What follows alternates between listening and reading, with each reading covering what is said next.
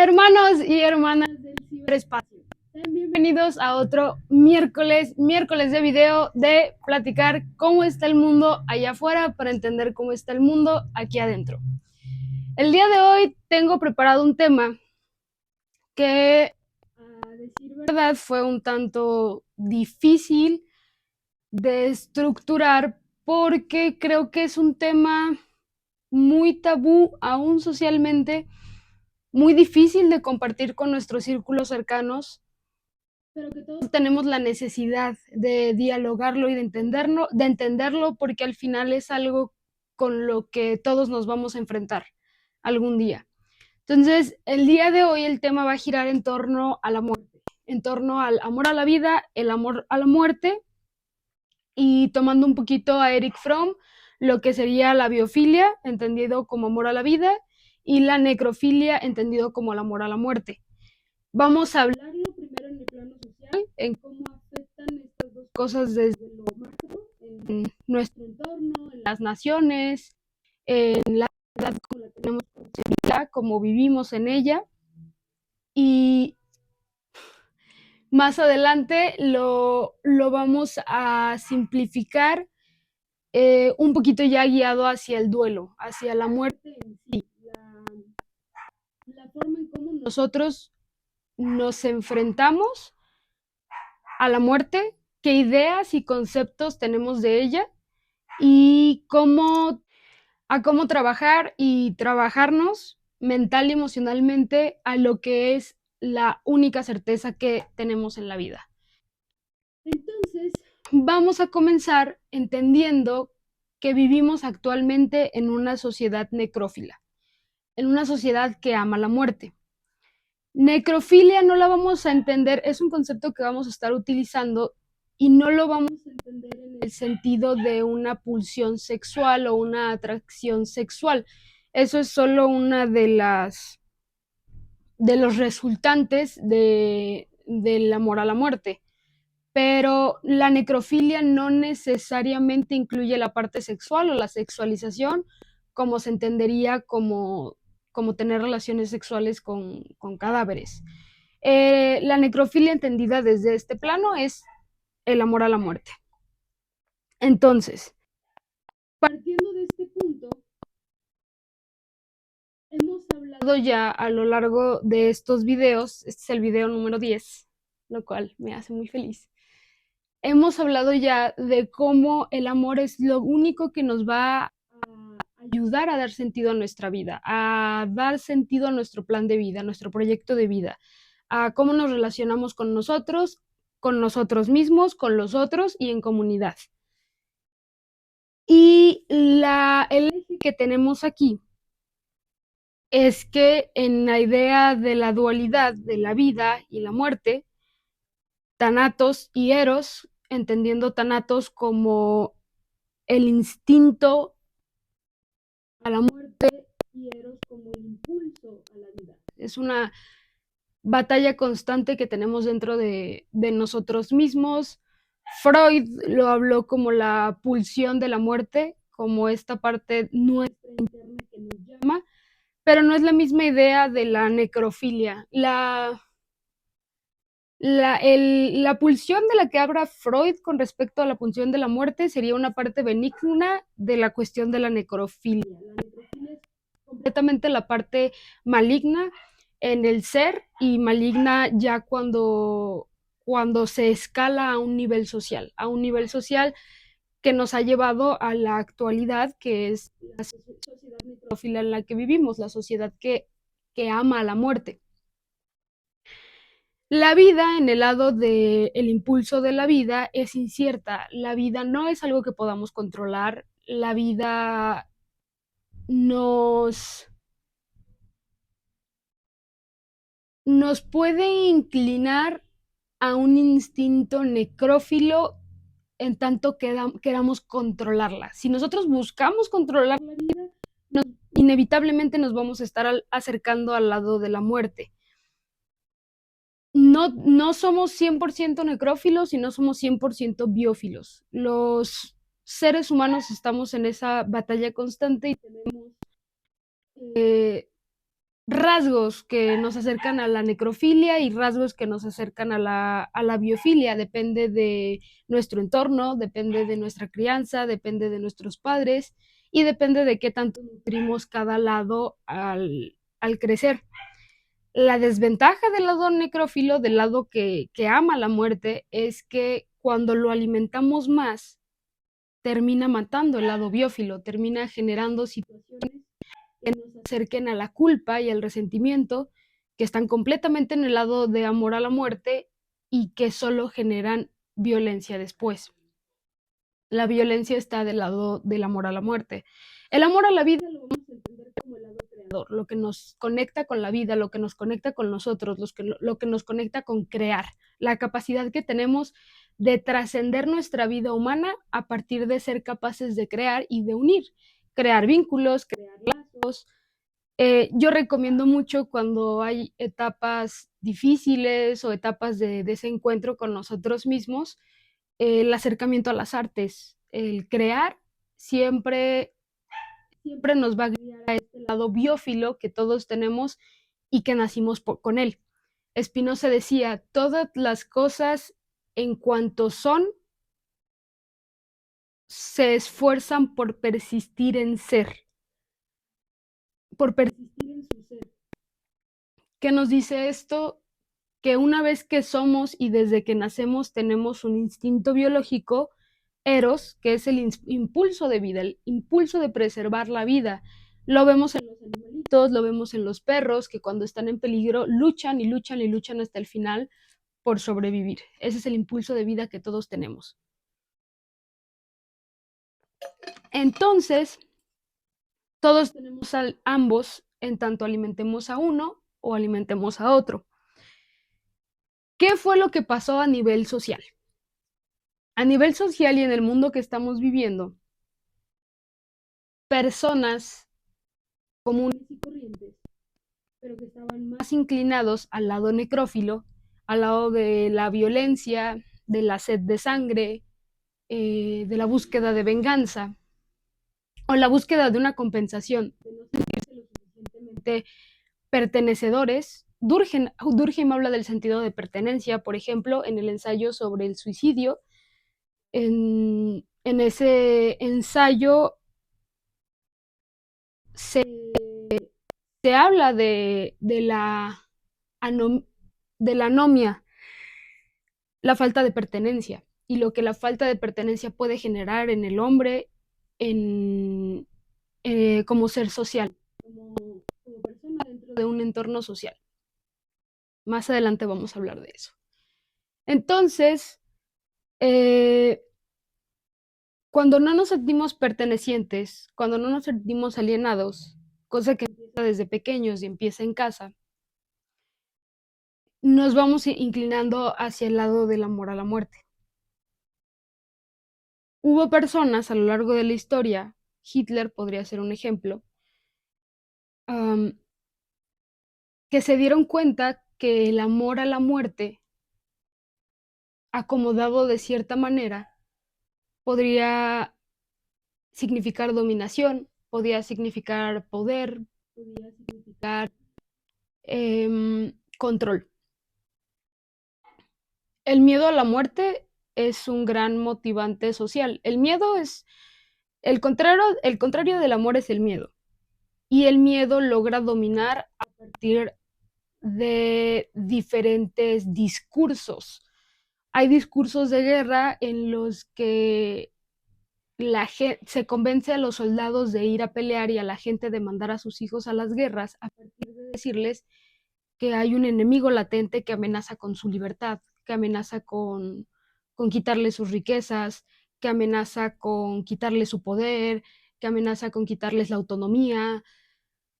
Un discurso con un sinfín de amenazas que pueden o no ser reales, pero que crean una nueva realidad dentro del individuo que se siente amenazado y ejerce violencia a partir del miedo, es violencia en defensa.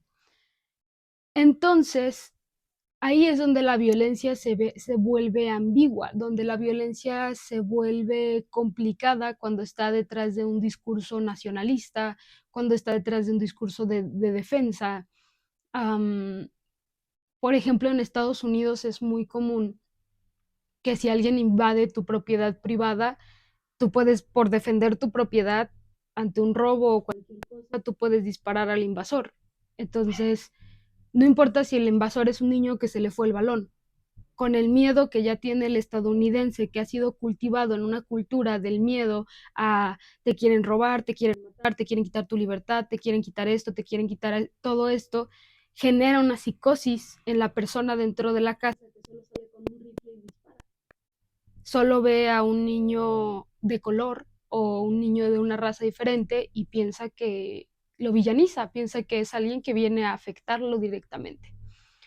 Entonces lo mata.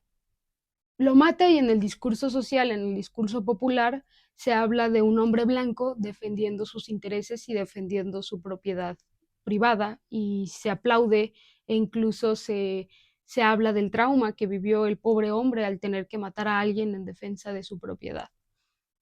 Esa es la cultura de la muerte. La cultura de la muerte es el uso de la fuerza, es el uso de la violencia como única instancia, como única prueba de, de virilidad. Porque si lo llevamos más lejos y es el hombre blanco el que hace eso, el hombre blanco socialmente está predispuesto, está coaccionado a atacar y luego investigar, a atacar y luego razonar o preguntar. Y está en una sociedad donde puede hacerlo, donde se va a defender su razón, se va a defender su motivo. Veía el otro día en una serie de época que se llama el Alienista, en una escena le dicen a uno de los policías, está en Nueva York en los 1890, más o menos, 1896, y le dicen a un policía, tú fuiste creado, tú fuiste diseñado, la policía fue diseñada para proteger los intereses de los ricos, para proteger los intereses de los que tenemos miedo de que nos quiten lo que, lo que tenemos. Los otros no importan, no es tu trabajo proteger esa parte. Entonces, el amor a la muerte y la sociedad necrófila nace a partir de la sed de dominación de personas necrófilas. Solo una persona necrófila podría pensar, por ejemplo, en una guerra nuclear. Solo una persona que adora la muerte podría pensar que hay ganancia en una guerra nuclear. En una guerra nuclear, digamos que en las otras guerras hay una búsqueda de algo, de gloria, de defensa a la libertad, de ganancia económica, de, de defensa, de un sinfín de cosas, de honor. Pero hay un valor agregado ante la guerra. En una guerra nuclear no. Y el tema de la guerra nuclear y cómo conecta con la humanidad se ha hablado desde el siglo pasado, desde 1900. Se toca el tema de la industrialización. En 1950 muchos autores comienzan a tocar el tema de la guerra nuclear cuando todo lo nuclear comienza a estar en auge. Y cómo la guerra nuclear solo es sed de sangre, es destrucción por destrucción, donde solo los seres que sobrevivan van a desear haber muerto. No, no hay ganancia, la tierra queda árida, queda muerta. Ese es el amor a la muerte, ese es el amor a la dominación. El solo demostrar esa virilidad de yo puedo más y no importa lo que tenga que pasar. Como el meme de Monster Inc. de mataré a los necesarios. Es un poco eso. Es es la idea que ya hemos hablado varias veces del fin justifica los medios. Entonces, hay que entender que antes de la necrofilia tiene componentes. Uno de sus componentes es la falta de amor a la vida. Otro de sus componentes es la violencia. La violencia ejercida, ¿de qué manera? Porque hay tipos de violencia y hay que entender cada tipo de violencia. No solo las actuales que hablamos del gaslighting o cosas por el estilo. No, hay violencia lúdica, por ejemplo, que es como la esgrima. La esgrima nos habla de un ejercicio de violencia en pro de la creación cultural, en pro del arte. Tiene un sentido creador de por medio y un sentido de compartir. Pero hay otros tipos de violencia que, que se van inclinando cada vez más en la balanza de la necrofilia a la biofilia, del amor a la muerte, más que en el amor a la vida. Y estas violencias tienen raíz en nosotros mismos. La violencia por venganza, por ejemplo, tiene muchísimos rasgos. Puede ser una venganza por algo que me hicieron genuinamente, como que me dieran un golpe o que me agredieran físicamente, o estas venganzas como de honor en los años 1900, donde abusar sexualmente de una señorita implicaba el deshonor de la familia también, y los hombres de la familia iban a buscar venganza con, con el hombre que cometió ese acto, y ejercían la violencia por venganza. Pero en una persona que no tiene correctamente concebida su imagen, su autoestima, su autoimagen, por eso es tan importante trabajar primero en nosotros y en el amor propio. Pueden ejercer violencia física ante violencia verbal o ante una crítica que sientan que les afecta. La falta de comprender que la opinión del otro no cambia lo que yo soy, no cambia mi esencia, es una crítica del otro, no me afecta. Me puede afectar a nivel emocional, pero no va a modificar quién soy o lo que soy, una crítica, a menos que yo lo elija. Y esta venganza, el individuo se siente directamente ofendido, directamente atacado, y cuando escucho un insulto o escucho una agresión real y genuinamente lo conecta con una violencia directa a su esencia, a la percepción que tiene de sí mismo. Entonces, características del individuo necrófilo podría ser que en el amor a la muerte los hombres, las mujeres se vuelven objetos, se vuelven cosas, y el necrófilo solo se relaciona con los objetos, personas, que las ve como objetos, a partir de poseer. Si tú atacas la posesión del necrófilo, va a reaccionar violentamente porque su posesión es su conexión con el mundo. Si tú le quitas eso, se puede volver loco, se obsesiona y reacciona con violencia de la venganza, por ejemplo. Tenemos la violencia compensadora, en donde la violencia compensadora busca compensar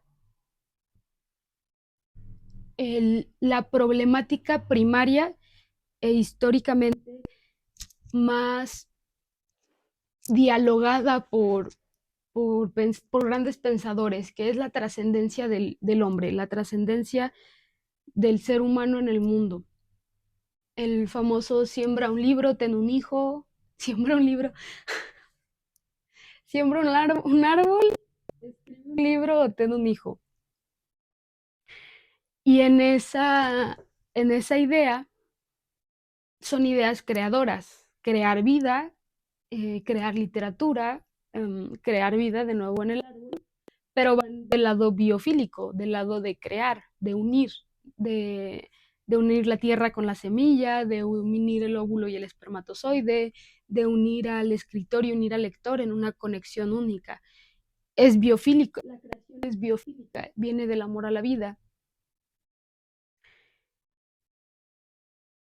Y cuando el individuo que está más cargado en el lado necrófilo se siente incapaz de crear, se siente incapaz por ende de conectar de alguna forma con la vida,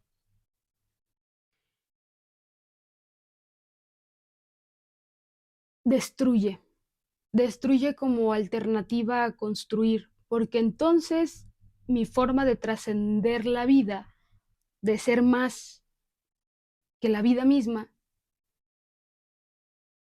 de trascenderme a mí mismo, es destruyendo.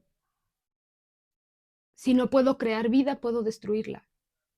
Si no puedo crear amor, puedo destruir el amor. Si no puedo crear felicidad, puedo destruir la felicidad. Y así demuestro mi superhumanidad, mi hiperhumanidad, mi trascendencia es a partir de la destrucción. Está un poco asociado también con el narcisismo, con esta falta de realidad donde solo percibo mi propia realidad como única verdad y la realidad del otro no existe. ¿Cuál es el peligro de esto y cuál es el peligro de seguir alimentando una sociedad necrófila? Para empezar, que en un entorno necrófilo, en un ambiente necrófilo, los niños van a crecer desconectados con la vida y sin amor a la vida. Van a aumentar las tasas de suicidio, como ya lo estamos viendo. El suicidio ya se está volviendo tema de todos los días. Yo ya había pensado en tocar este tema, ya lo venía preparando, el tema de la muerte. Quería hacerlo en la primera semana de abril, justamente porque mi hermano se suicidó en el mes de abril. Quería comenzar a hacer una limpieza energética del mes. Es un mes que me pone muy triste, es un mes que me sumerge mucho en el dolor, en el dolor de haberlo amado tanto. Y ya lo tenía contemplado. Y justo acaba de ocurrir el domingo que salió la noticia de que el rector de la Universidad de Guadalajara se suicidó.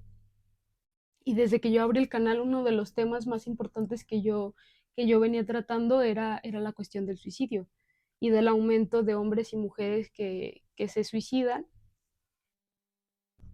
Y pues me llevó a un análisis más profundo, porque estamos hablando de un personaje que tenía poder, que tenía la vida solucionada de alguna forma.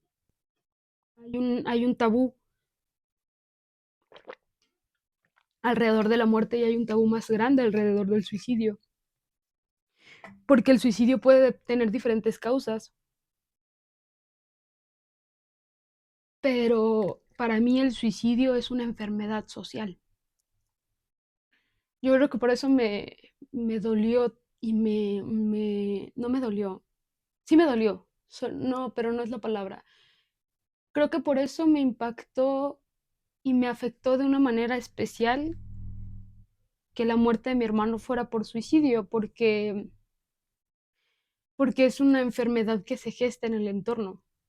Es una enfermedad de la cual todos somos responsables, de la cual todos participamos al seguir conectados a una vida necrófila en lugar de una vida biófila, a buscar cómo nuestro ser querido que está desconectado de la vida, buscar formas de conectarnos primero nosotros con la vida para poder apoyar al ser amado en su conexión, en su reconexión con la vida. En el video 3 hablábamos de que esa conexión con la vida viene principalmente de la madre. Estamos conectados directamente a nuestras madres desde el embarazo. Y la madre es la que nos inspira el amor a la vida, la que nos conecta con la vida. Y hay madres y padres que en su proceso de educación nos asfixian el amor a la vida, nos asfixian el entorno apropiado para poder desarrollar ese amor, porque la biofilia se desarrolla en un ambiente es como una planta. Tiene que haber la temperatura adecuada, la tierra adecuada, el entorno adecuado, las palabras adecuadas. Y la biofilia se desarrolla en un entorno de cariño, de amor. El niño naturalmente busca el amor. Si no lo encuentran los padres, va a buscar otros entornos. Y se aplaude.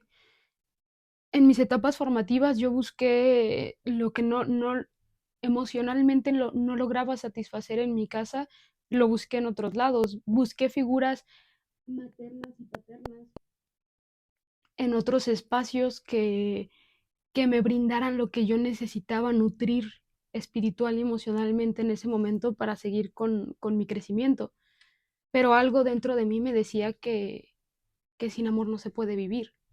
No solo el amor de pareja, el amor que nos nutre, el cariño y las relaciones humanas. No podemos vivir sin eso, somos seres sociales. El amor propio, cuando no está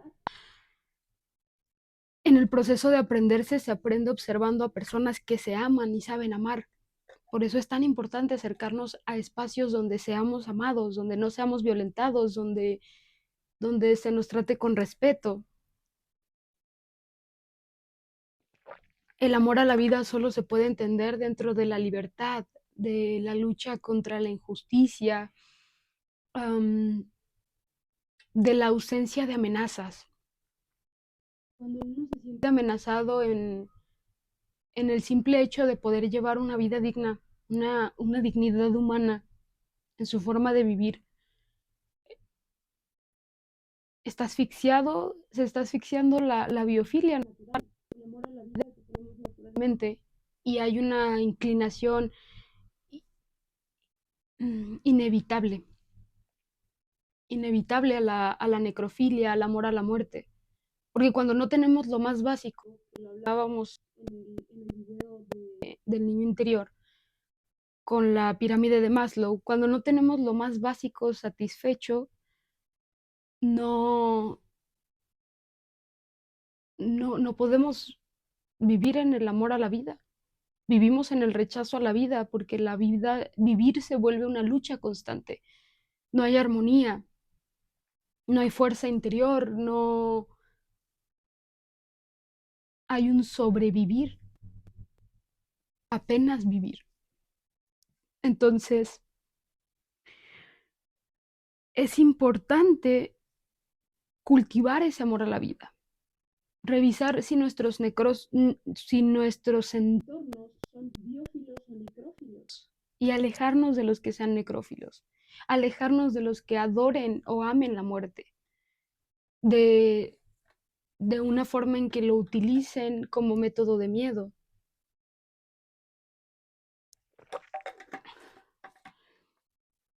En una sociedad como la que vivimos, ya en la conexión social, desde 1900, con la sociedad industrial, comienza un miedo de los grandes pensadores a decir qué es lo que va a ocurrir, qué es lo que va a pasar en una sociedad mecanizada que todo quiere automatizar, donde las personas dejan de ser personas y se vuelven números. Para empezar, una sociedad donde las personas dejan de ser personas y se vuelven números es una sociedad necrófila, donde solamente se quita el número si ya no funciona y se pone un número nuevo, donde el libre pensar la reflexión ya no son bien apreciadas, una sociedad que genera personas autómatas y reflexivas que no buscan una trascendencia y que no están más que conectados con el placer inmediato de lo que me es cómodo, lo que no me es cómodo, lo que me gusta y lo que no me gusta, y solo están del lado del placer. Eso nos desconecta también con la vida, la búsqueda plena del puro placer, porque el placer no está conectado con la alegría o con el impulso de vida. El placer es placer y punto, es un mero impulso que tenemos, pero no está conectado con la biofilia. Y en exceso, en un cuerpo muerto espiritualmente, solo lo acerca a la necrofilia. No está creando nada, no está uniendo nada, está respondiendo a un impulso primario y básico. Ya, ya estamos en el video 10, entonces ya, si ya viste hasta este video, si ya has visto todos, ya tengo la primera recomendación del libro. La primera recomendación del libro va a ser El retrato de Dorian Gray, de Oscar Wilde. Es un libro fabuloso, es un libro maravilloso y es una gran reseña sobre una sociedad hedonista, sobre un hombre aconsejando a otro hombre sobre una vida de solo placer y lo que esto genera. Es una sátira social, es una crítica social, es una lectura deliciosa, es una lectura asombrosa porque hay muchas, en los diálogos hay muchas analogías. Puede ser cansado, entonces unas hojitas antes de dormir y analizando bien cada párrafo y lo que dice cada personaje, puede ser un buen hobby, pero para personas que ya me habían pedido recomendaciones, recomendaciones de libro, pues ahí está. Esa es mi primera recomendación, El retrato de Dorian Gray. Es una analogía perfecta de qué es lo que ocurre cuando estamos en la pulsión y en las pasiones, cuando nos dejamos llevar por los gustos de la vida. Hay, hay una película en Amazon am, del 2010. Bueno, la que yo vi fue la del 2010. Hay dos. Yo vi creo que en 2010, 2016. La película no me encantó. Al final sí engloba este mensaje profundo, pero la joya de ese libro está en los diálogos que la película no rescata.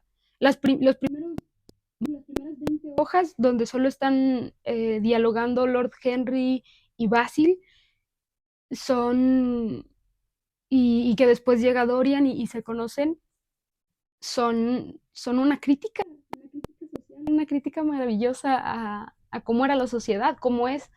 Hay muchas cosas donde vamos a espejar, en una época donde no había celulares ni mucho, pero, pero esa época criticaba, Rousseau, por ejemplo, critica mucho la mentira a partir de estas sociedades donde usaban peluca y el maquillaje se utilizaba para crear una puesta en escena en el rostro. Y Rousseau critica esas máscaras sociales que teníamos. Ya, eso es entrar en otro tema, definitivamente. En otro video sí hablaremos de la historia de la máscara. Personalidad viene de máscara.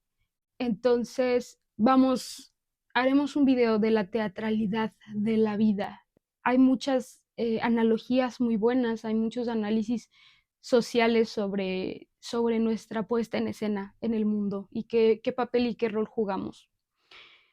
Pero, pues entonces, am, en una sociedad industrial que fomenta seres autómatas, que fomenta el impulsar el comercio, el dinero, la pulsión, la compra, más allá del arte, la belleza, la música, las bellas artes en sí, que alimentan en el espíritu, pues es una sociedad necrófila, es una sociedad que augura un poquito como lo diría Oscar Wilde, la muerte del espíritu. Y más allá de un sentido religioso, hay algo que muere en nosotros cuando sentimos remordimiento o culpa. Por eso antes de hablar del amor a la muerte, había que hacer el video del perdón, que fue el video anterior. Había que hablar del perdón propio y el perdón al otro, porque en el resentimiento es donde nace la mayor parte de lo que será violencia y la violencia que eventualmente se puede convertir en muerte, violencia hacia nosotros mismos o hacia otros.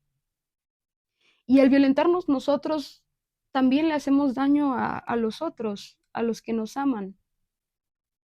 Entonces, estas sociedades nos infunden en este amor a la muerte, crecemos en el miedo. crecemos en la paranoia, crecemos... Hay una realidad social que sí estamos en una época peligrosa. Sí es peligroso ser mujer hoy, sí es peligroso ser periodista hoy, sí es peligroso ser libre pensador el día de hoy, porque la gente teme lo que no conoce, porque cada vez estamos más inmersos en nosotros mismos, cada vez hay menos diálogo con los otros, y al haber menos diálogo hay menos empatía, y al haber menos empatía hay más miedo, miedo del otro, miedo de que el extraño vaya a matar, cuando estadísticamente es mucho más probable que quien te haga daño es alguien que te conoce, pero se crea esta paranoia social, nos aíslan. En, en el COVID lo vivimos lo que ocurre con nuestra psique, lo que ocurre en el aislamiento social. Y estamos, siento yo ahorita como sociedad, en una dualidad en que, en que hubo un gusto en ese aislamiento, pero a la vez tenemos ese impulso a la vida que también nos llama a estar con otros. Pero vaya que se nos cercenó nuestra capacidad de relacionarnos, nuestra capacidad de amar, nuestra capacidad de entender el entorno y nos asfixiamos, o mínimo yo me siento un poco asfixiada cuando estoy en entornos que no logro entender y lo vuelve más difícil y vuelve más difícil estar conectado y conectada con esta parte nuestra. Y a los gobiernos, a las grandes sociedades, le conviene tenernos así.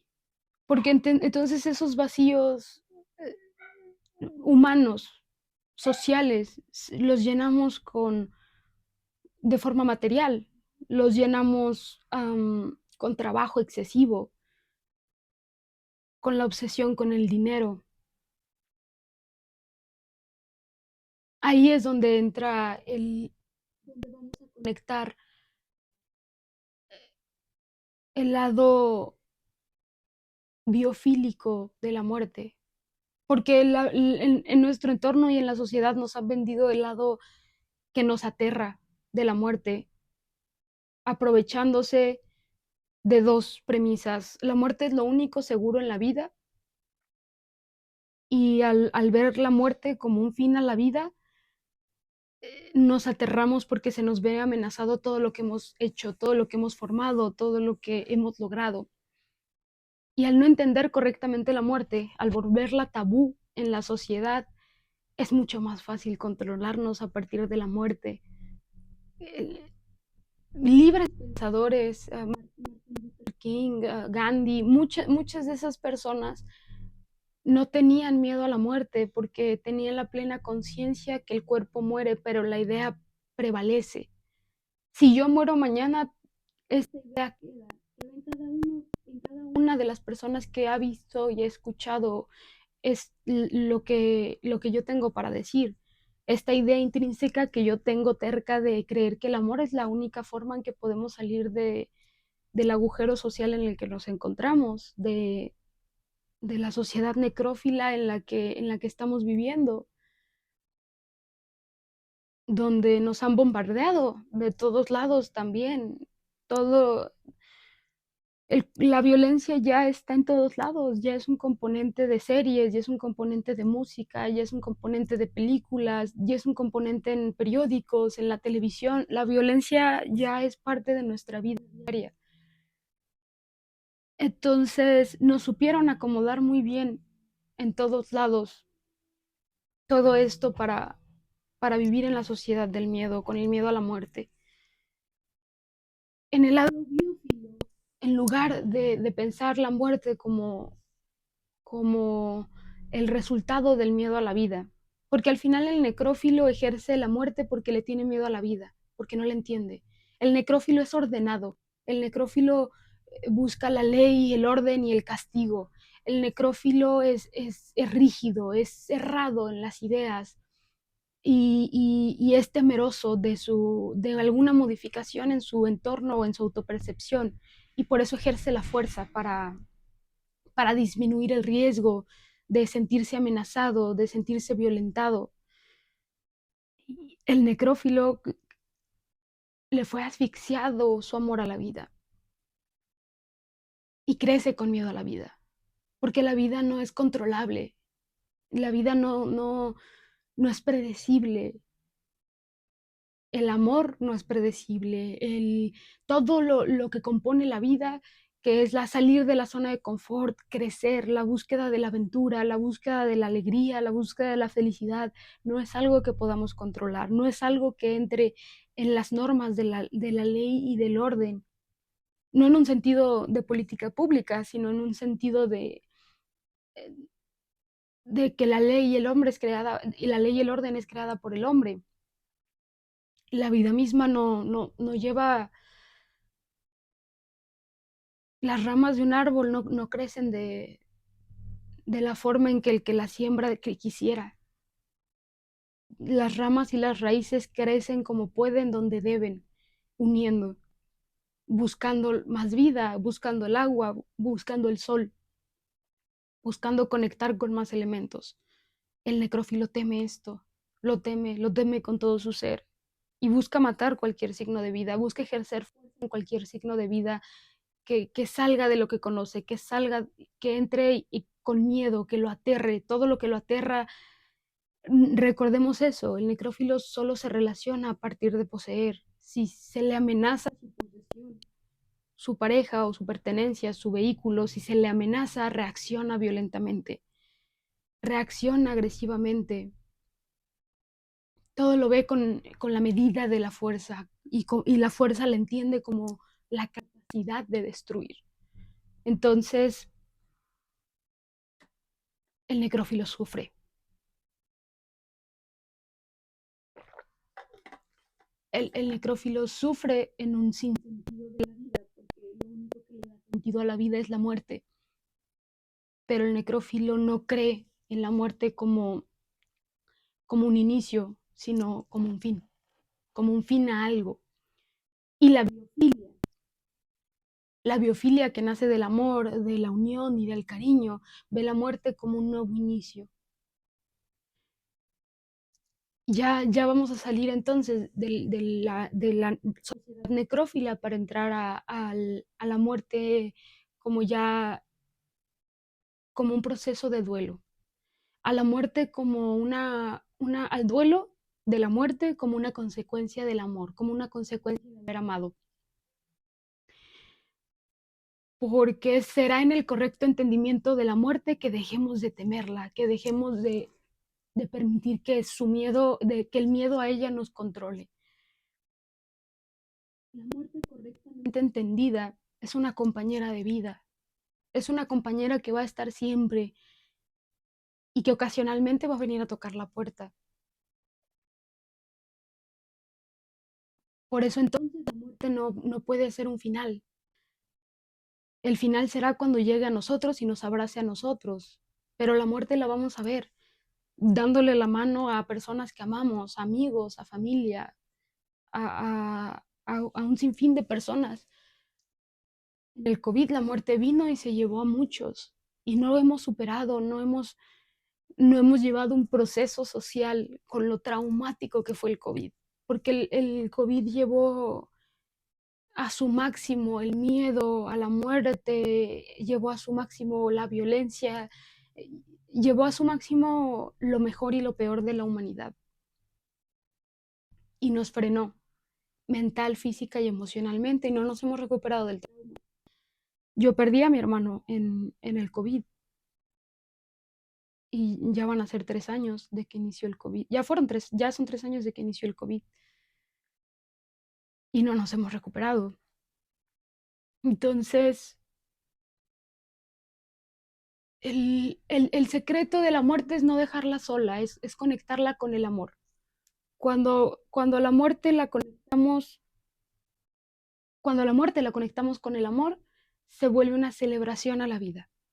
Cuando hay amor ante la pérdida de un ser querido, todo lo que vivimos durante el duelo es como una película en nuestra mente narrando las cualidades de nuestro ser querido, narrando lo que dejó en mí, lo que dejó en otros, sus enseñanzas, sus risas, su, su esencia. Honrar, honrar la vida de alguien que ya no está puede ir conectado con honrar esas partes de su ser que me inspiraron, que me hicieron ser quien soy el día de hoy. Entonces, la muerte es una celebración de la vida. La muerte honra la vida y la vuelve un punto y otro punto y un centro, un contexto, una historia. No es entonces un final, es parte de la vida. Para todos va a ser parte de la vida. Algún día será nuestro propio final, pero, pero mientras seguimos, la muerte será recurrente y va a ser parte del día a día. Y nos da un regalo maravilloso que es ver lo verdaderamente importante. La muerte la vida mal vivida, al confrontarse con la muerte, crea culpa y resentimiento con la vida misma, pero nos da la oportunidad de corregir el rumbo, de ver dónde hemos posicionado los valores que tenemos, a qué le hemos dado prioridad, a lo que amamos, qué amamos, a quiénes amamos o a qué amamos.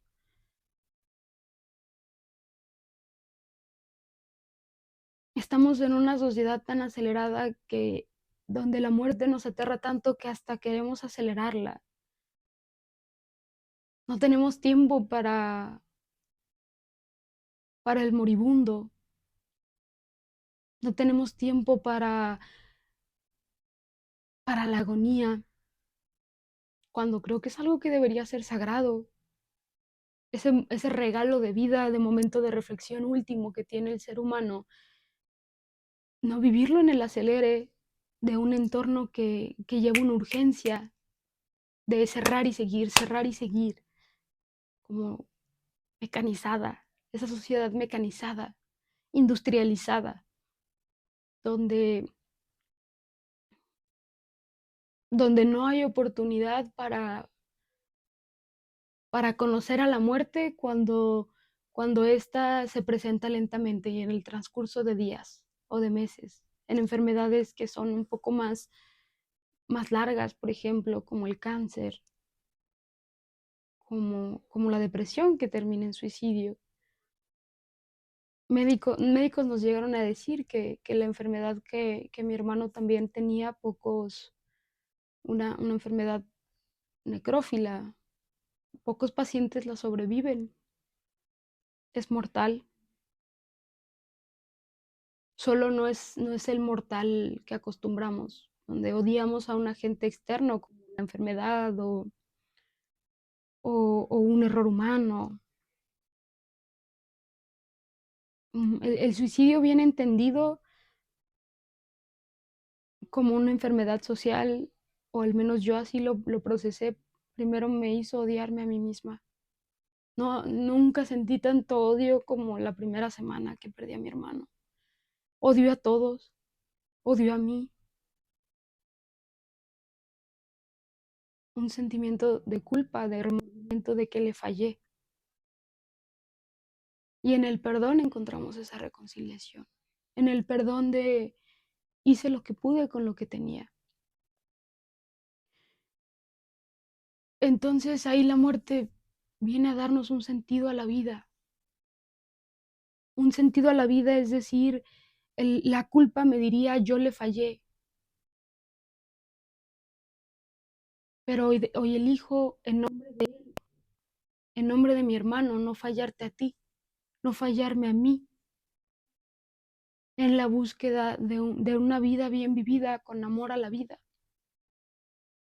No fallarte a ti que puedes estar pasando por un momento difícil, por días difíciles, por pérdidas, por lutos, por corazones rotos, por un sinfín de cosas que representan vivir y estar vivo y duelen.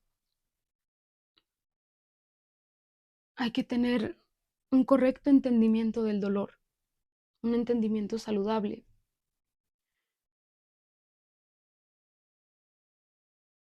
Una correcta y saludable relación y conexión con la muerte nos lleva a amar la vida.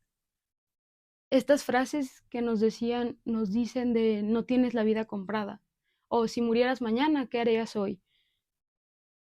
Nos conecta con lo verdaderamente importante.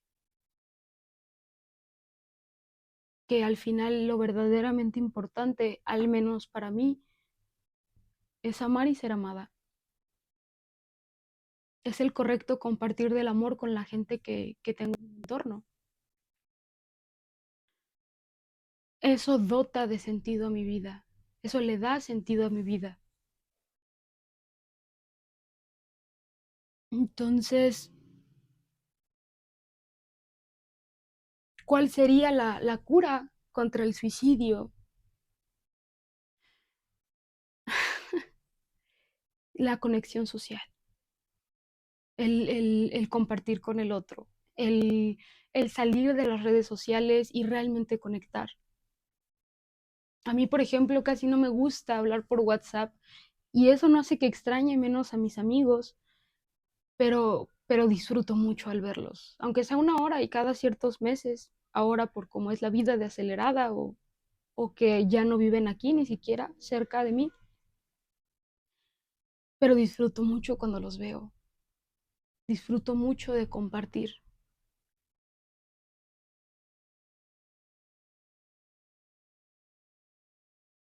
Y según lo que nos dice Durkheim con la anomia, sería la falta de integración social, sería crear círculos sociales fuertes, sociedades fuertes. Lo decía en el segundo video y lo he dicho en otros, la religión supo llevar un correcto control de muchas cosas y, y una de las cualidades de la religión es que crea sociedad en sus feligreses, crea el sentido del apoyo al prójimo, de la caridad.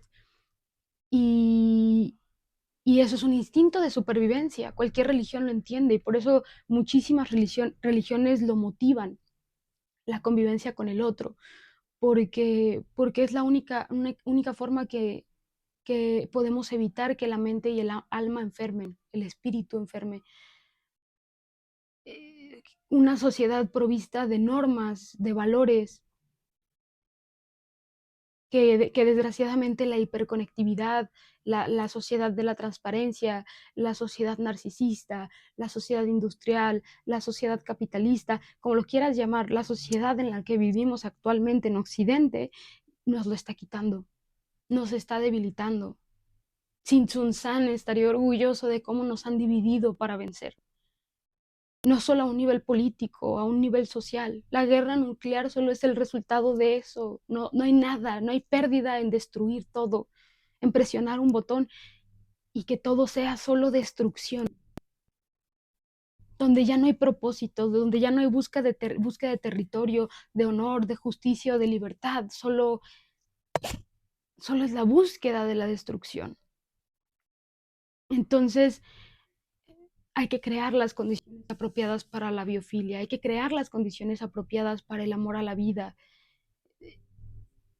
hay que, hay que entender el duelo y hay que, cuando nosotros comenzamos a tratar ahora a las personas como fines y no como medios, como personas y no como objetos, como seres humanos y no como transacciones, cuando apelamos a la dignidad humana, cuando apelamos al valor del otro ser humano. Cuando apelamos a todo esto, estamos siendo revolucionarios, estamos siendo conscientes y estamos creando un entorno de amor a la vida, donde la muerte misma nos va a aterrar,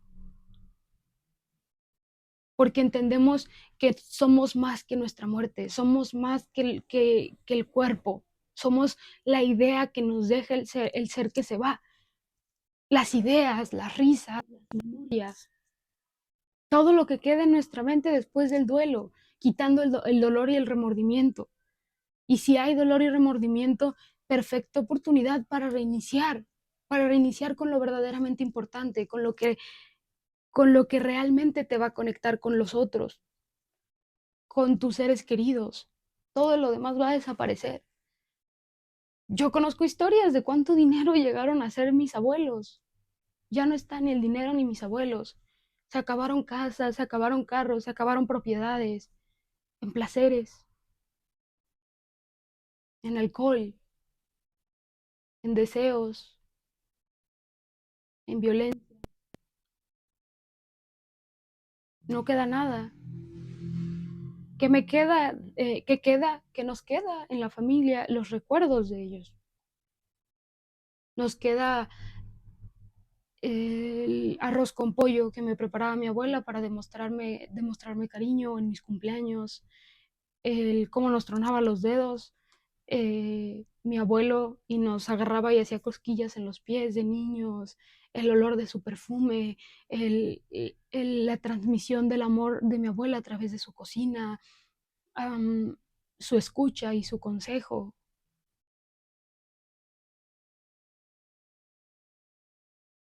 Y en otras personas que se han ido han quedado otras cosas. Entonces, aprender a amar significa aprender a morir, en la gran ironía. La muerte es una reconciliación con la vida, es un reencuentro con la vida. Y debemos de estar listos para cuando tengamos a la muerte de frente, siempre seguir escogiendo la vida.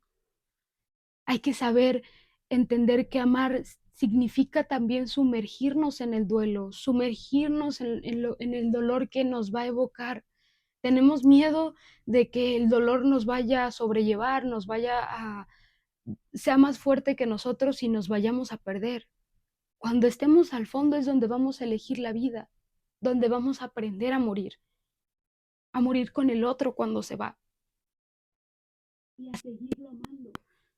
Cuando hablábamos de los principios del amor bien entendido, hablábamos que el amor es un compromiso y el compromiso trasciende la muerte. Yo no he dejado de amar a mi hermano, yo lo amo cada día. Mi madre, el amor de madre es un claro ejemplo de cómo el amor trasciende la muerte, porque el amor es un compromiso.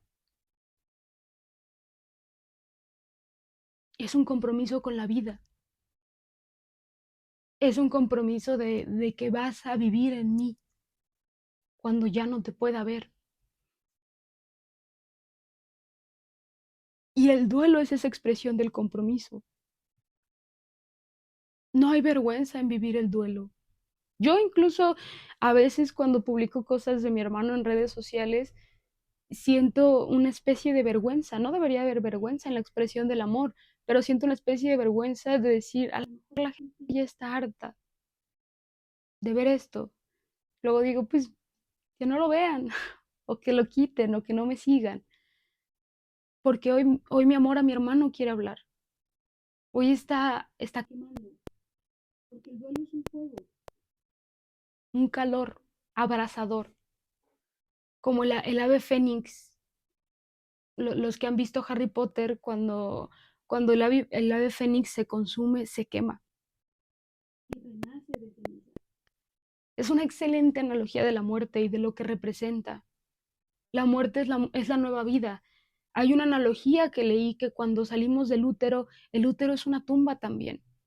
Y salimos de la tumba a la luz, a la vida, elegimos la vida y nos desconectamos de ahí, de la oscuridad del útero, en donde la guía es la voz de la madre. Hay que confiar en que el amor va a ser nuestra guía en en el sufrimiento que no lo vamos a poder evitar. Hay que, hay que entender esa alquimia emocional que se vive en el duelo, porque se va a vivir. La alquimia, la transformación de las emociones en algo más grande que la razón y que el entendimiento. La parte más difícil para mí de este tema fue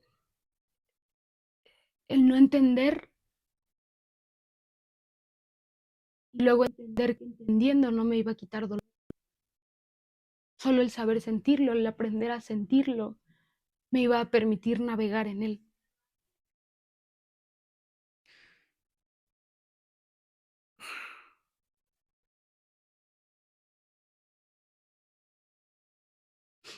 Y aceptar, entonces aceptar la muerte es aceptar la vida, aceptar que la vida va a tener cosas inesperadas y confiar en nosotros mismos que van a ocurrir cosas sobre las cuales no vamos a tener control. Y eso no representa el fin de la vida, representa un llamado a la vida, representa una presencialidad con ella. Porque la vida y la muerte no son opuestas, como el amor y el odio no son opuestos. En realidad, el amor y el contrario del amor es el miedo.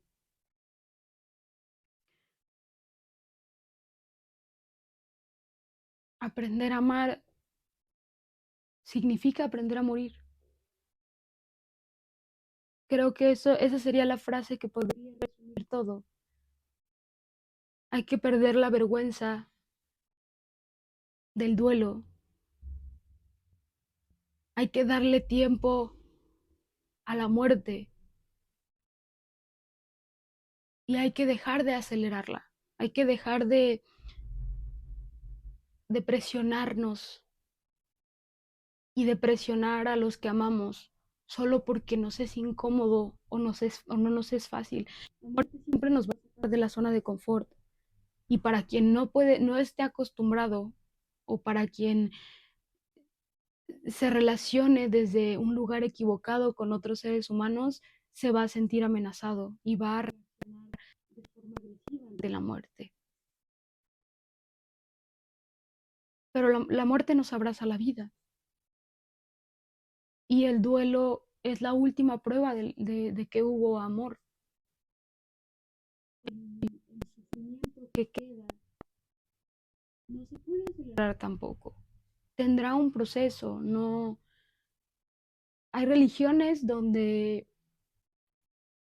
los judíos, por ejemplo, tienen sus 7 días de grief, sus 7 días de luto, de duelo, donde durante 7 días solo están enfocados en su dolor. El foco solo es el dolor. Son ellos mismos y su amor. Entonces, podemos hacer eso, podemos rescatar valores o ideas de diferentes culturas, de diferentes religiones, que se adapten a este camino del amor a la vida, del amor al amor, del entendimiento del amor correcto, para, para mejorar como humanidad, como sociedad y como personas. Es, es un tema, es un tema largo, es un tema extenso. Lo traté de resumir en los puntos que sentí más importantes, pero definitivamente conforme sigo leyendo y sigo avanzando, me sigo topando con nuevas perspectivas de muchos temas que ya hablé también. Entonces, más adelante muchos videos van a tener segundas partes, nuevas perspectivas. Yo sigo leyendo, me sigo cultivando, sigo en mi camino, en el camino. Espero que tú estés haciendo lo mismo. No se te olvide, es importante meditar, es importante hacer ejercicio y es importante seguir trabajando en lo que te guíe a amarte. Amándote tú, puedes amar al otro. Amándote tú, puedes comprender mejor y dejas de reaccionar ante la vida y comienzas a accionar de forma inteligente. Entonces, sería todo por el día de hoy. Muchísimas gracias por ver hasta este punto del video. No se te olvide, si te gusta el contenido, dale like y suscríbete para que podamos llegar a más personas que este contenido les pueda ser útil. Como siempre, te mando un abrazo enorme. Te veo aquí la próxima semana Ámate mucho, cuídate mucho, quiérete mucho. Un abrazo.